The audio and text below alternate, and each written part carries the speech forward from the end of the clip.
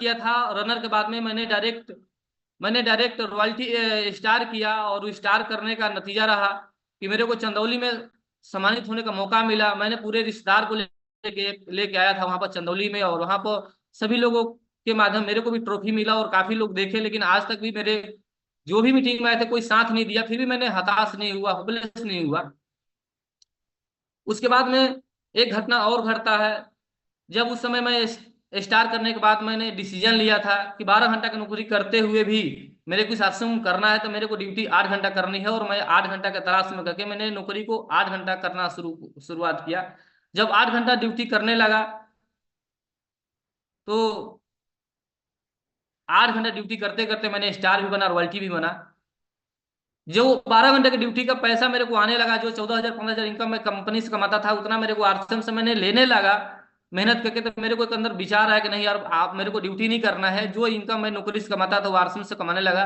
मेरे को full time आश्रम करना चाहिए, क्योंकि मेरे साथ जो लोग आए हैं उनके लिए मेरे को काम करना है।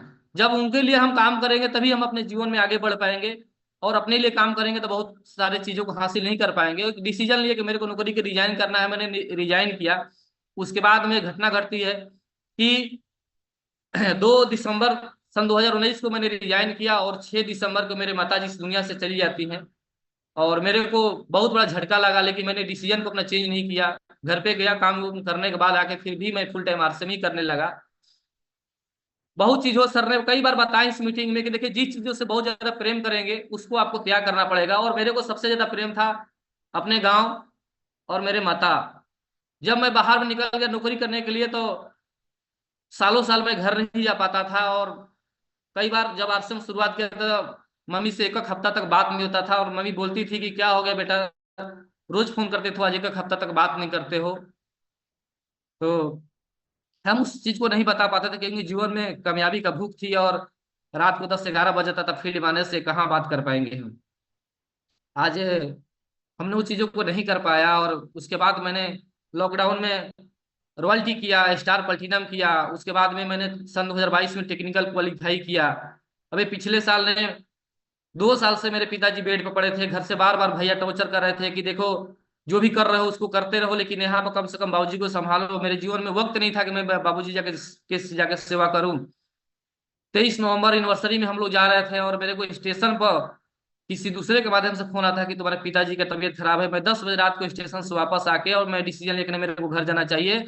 बहुत सारे लोग मेरे साथ उस समय जा रहे थे एनिवर्सरी के लिए। मैंने लुधियाना स्टेशन से वापस आया, 5 मिनट के अंदर डिसीजन लिया कि लगता है कुछ गड़बड़ है। और मैंने आया तुरंत सुबह, पत्नी को लेके घर गया, और बाबूजी को मैंने पानी दिया, और मेरे पिताजी इस दुनिया से चले गए।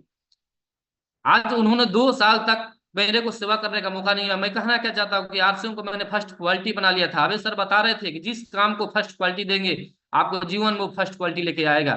हमने आरसीएम को फर्स्ट क्वालिटी दिया। जीवन में क्या है क्या नहीं है मैंने उस चीज को फोकस नहीं किया, क्योंकि संघर्ष, सर कल बता रहे थे कि संघर्ष कहाँ करना है, कहाँ समझौता करना है, बहुत सारे लोगों को पता नहीं होता, और हमको भी नहीं पता था। इस मॉर्निंग सेशन में आके, सर के सानिध्य में आके मैंने सीखा हूँ कहाँ संघर्ष करना है, कहाँ समझौता करना है। जहां पर संघर्ष करना होता है वहां पर हम लोग समझौता कर लेते हैं, और जहां पर समझौता करना होता है वहां पर संघर्ष कर लेते हैं। ये सितंबर आने से पहले मेरे कई ऐसे बड़ी बड़ी घटनाएं घटी, जो मैं इस चीज को भांप लिया कि देखिए, मुश्किलें आती है, चैलेंज आती है, लोगों को तोड़ने के लिए नहीं आती है, लोगों को बिखरने के लिए नहीं आती है, लोगों को निखरने के लिए आती है। और मेरे पास जब भी चैलेंज आना शुरू होता है, मैं इस चीज को समझ लेता हूँ कि मैं कुछ बड़ा काम करने वाला हूँ, मेरी टीम कुछ बड़ा काम करने वाला होती है। मैंने अभी जुलाई महीने में बिहार गया था, छपरा गया था, और वहां पर मेरा ऑटोमेटिक एक बार मैसेज आया था। मैं ध्यान नहीं दे पाया कि मेरा मोबाइल का नंबर बंद हो जाएगा, और मेरा पुराना वाला जो सिम था वो बंद हो गया। उस बंद होने का नतीजा है, मेरे को नहीं पता था कि भीलवाड़ा हम लोग नहीं जा पाएंगे। कम से कम 50,000 का मैंने टिकट किया था अपने मोबाइल से। मेरा टोटल के टोटल पैसा कैंसिल वाला सारा सब फंस गया। आज तक सर 30,000 रुपया अभी तक नहीं मिला हुआ है, मोबाइल नंबर बंद होने की वजह से। मैं समझ गया कुछ बड़ा होने वाला है। सितंबर को आगाज होने से पहले अगस्त में मेरे घर पे अचानक रात में भैंस गिर के मर गई। मैं सोचा कुछ लगता बड़ा होने वाला है। यहाँ पे बताया जाता है भैंस बीमार हो जाए क्या हो जाए कुछ भी नहीं ध्यान देना है। घर से फोन आया, बहुत लोग दुखी में थे, बोले कुछ हम बोले नहीं, अगर बोलेंगे तो मेरे पे गुस्सा हो जाएंगे, अगर ये मेरे घर दुख हुआ है एक खुशी मना रहा है। मैंने समझ गया था कि नहीं यार, मेरे साथ कुछ बड़ा होने वाला है। और लास्ट समय जाते जाते 25 सितंबर को मेरे बड़ी मम्मी का डेट हो जाती है। आज जो सर पे बाल नहीं है ना, मैंने उनके समर्पण कर दिया। और मैंने उनसे एक ही चीज मांगा, मैंने गया नहीं बिहार, मैंने एक ही चीज किया कि मैं स्टार पर आपको समर्पित कर रहा हूँ। मैं यादगार हमेशा बना कर रखूंगा कि जब मेरी मौसी भी थी, मेरी बड़की मम्मी भी बड़की मम्मी भी थी, कि जब इस दुनिया से गई तो मेरे को याद रहेगा कि मैं स्टार पर करके ही रहूंगा। आपको मैं श्रद्धांजलि दे रहा हूँ। और मैंने उस दर्द में भी इस काम को करके और आज यहाँ तक आए, ये सब सने जाता है। रिस्पेक्टेड हम लोगों को, जिस टीम से मैं बिलोंग करता हूँ, बहुत ही मजबूत हम लोगों का अपलाइन है। रिस्पेक्टेड अजीत प्रताप सर, एक बार मैं सर के लिए जोरदार ताली चाहूंगा। पूरे मिशन महीना में हर पल रिस्पेक्टेड डी सर के लिए मैं जोरदार ताली चाहूंगा। सर पग पग पर फोन करते रहे, जब सोचते थे लगता है कैसे हो पाएगा, सर का फोन आता था और सर बोलते थे कि सरोज जी आपको करना है। मैं बोला सर करूंगा सर, करूंगा सर, इससे बढ़िया मौका नहीं मिल पाएगा। क्योंकि एक बार अशोक बस्टाले सर मीटिंग में बता रहे थे कि समय और समझ एक साथ नहीं आती है। एक बार अशोक बस्टाले सर मैं जोरदार ताली चाहूंगा। उन्होंने प्रेजेंटेशन में लिख के बताए थे कि समय और समझ एक साथ में नहीं आती है। और हमने अपने आप को भाप लिया कि देखिए समय है, और समय को अगर समझ में लगा देंगे तो समझ निकल जाएगा, और समझ कहीं ला देंगे तो समय निकल जाएगा। और इस चीज को मैंने भाप के मैंने पूरा ताकत लगा दिया, जीव जंग लगा दिया। और आज ये आप लोगों का आशीर्वाद से मैंने स्टार पर किया हूँ। ये बहुत बड़ी लेवल नहीं है, आगे अभी रास्ता जारी है। तो मैं इतने ही बातों से अपनी बाड़ी को विराम करता हूँ। संघर्ष की बहुत सारी कहानी है, लेकिन मैं विश्वास करता हूँ कि इतने जितना भी लोग यहाँ पर कमाया बैठे हैं ना, संघर्ष का 1% भी कहानी नहीं बता पाते हैं, सिर्फ महसूस कराते हैं। क्योंकि संघर्ष की कहानी हर कोई के अंदर कुट कुट के भरा हुआ है। और संघर्ष की कहानी अगर बताने लग जाएंगे तो इतना वक्त नहीं मिलता है। क्योंकि एक चीज तो मैंने सीखा कि मैंने जितने भी दर्द में रहा, अपलाइन का फोन आता है, मैंने उसको हंस के बताते हैं, उसको दुखी मन से कभी नहीं बताते हैं कि सर मेरे पास ये चैलेंज है। क्यों? कि हो सकता है सर किस लिए फोन किए होंगे, वो बात मेरे तक नहीं पहुंच पाएगा। कुछ ना कुछ अपलाइन मेरे को खुशखबरी के लिए फोन किए होंगे, और हम वहां पर पहले दर्द भरी कहानी रखेंगे ना, तो उस माँ सरस्वती उस जुबान से हट जाएंगी और वो चीज मेरे को नहीं मिल पाएगा। बाद में बताता हूँ, बहुत हल्के मन से बताता हूँ कि सर ऐसे ऐसे चैलेंज है सर, और कोई बात नहीं सर, आप जो बताएं उस काम को मैं करूंगा सर, चैलेंज बाद में है सर, बस मेरे लिए सर लक्ष्य मेरे पहले है। तो बहुत बहुत धन्यवाद sir. Over to sir. Thank you sir. पर जोरदार तालियां सरोज जी के लिए। बहुत शानदार बहुत सर, शानदार, बहुत बहुत बढ़िया, बहुत अच्छी। बहुत शानदार। शानदार शानदार। देखिए, ये जो लड़के हमारी कहानी लिख रहे हैं ना, ये इतिहास के पन्नों पे दर्ज होगा।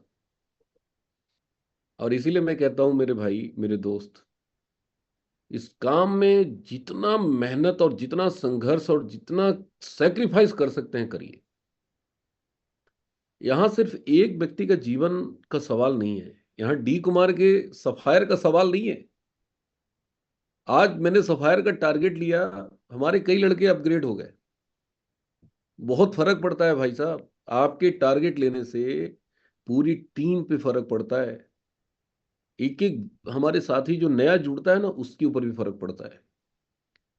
तो मुझे आज इस बात का बहुत प्राउड है। और एक बात सरोज जी, मैं आपको रिमाइंड कराना चाहूंगा, ये जो आपने कहा ना कि स्टार पर्ल अभी बहुत बड़ा लेवल नहीं है, ये छोटी लेवल है। नहीं, ये शब्द गलती से भी नहीं आनी चाहिए। आपने जादू पढ़ा है ना, जादू में क्या लिखा गया है?